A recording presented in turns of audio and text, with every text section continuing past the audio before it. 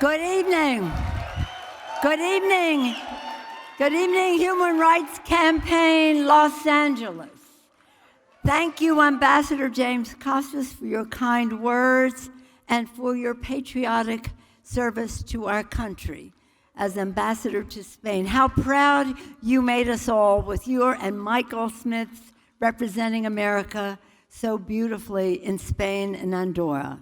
And thank you both for being a sponsor of tonight's wonderful event and for your leadership on the Board of Governors, as well as the invitation to be here.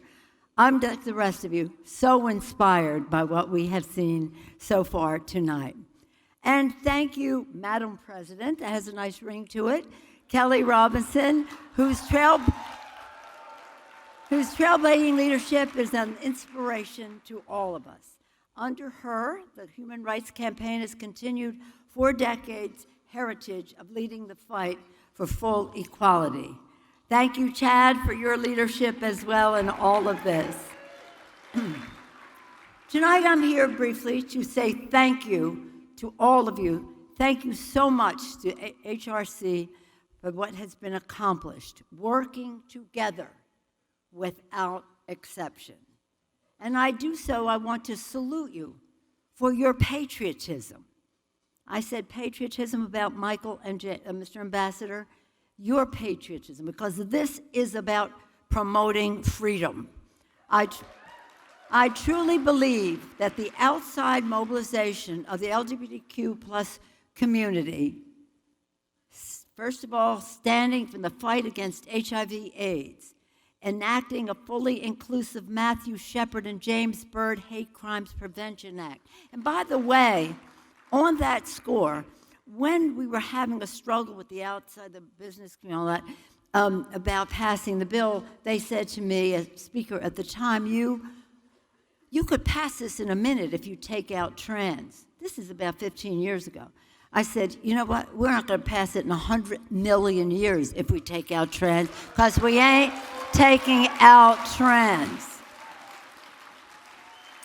And then helping with the legislation that you all prioritize about overturning Don't Ask, Don't Tell.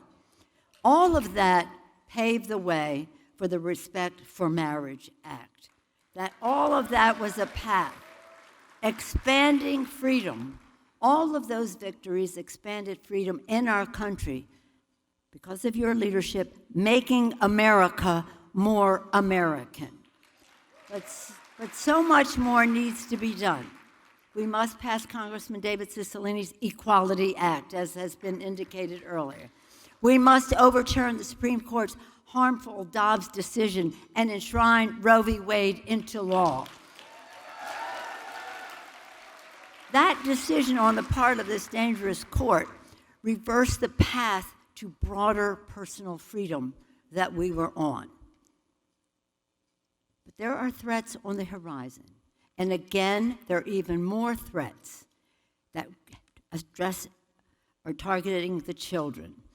Just this week, yesterday, Friday, the extreme Republican majority in the House passed a bill that would force schools to out children to their families. And for kids in less accepting households, that could put their safety and well-being at risk. But that was passed by the House of Representatives. How could it be? It won't become law. The president will never sign it, won't pass the Senate. But nonetheless, they all voted for it.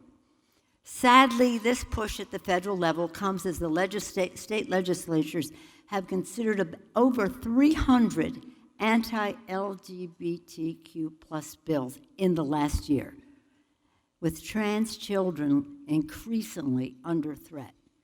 In Texas, it is considered child abuse for parents to get their children the gender-affirming health care that they need. That's a crime. They can be prosecuted, and so could those who provide that health care. In our family, we are so proud of my niece, Skylar, who transitioned with pride, dignity, and courage.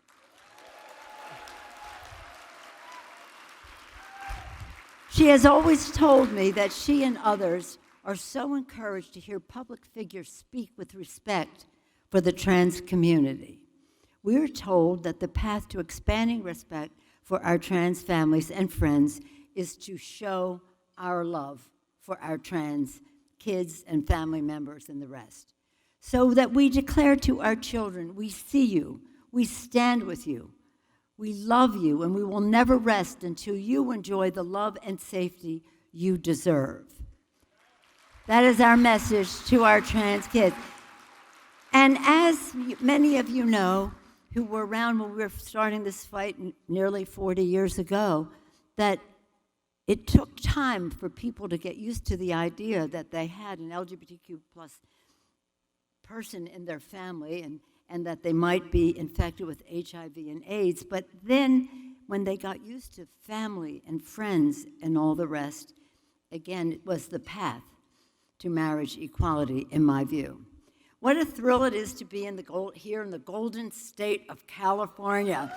You saw, this is my home state, and people say to me all the time, it's easy for you to be so tolerant, because in San Francisco, my district, and California, people are so tolerant.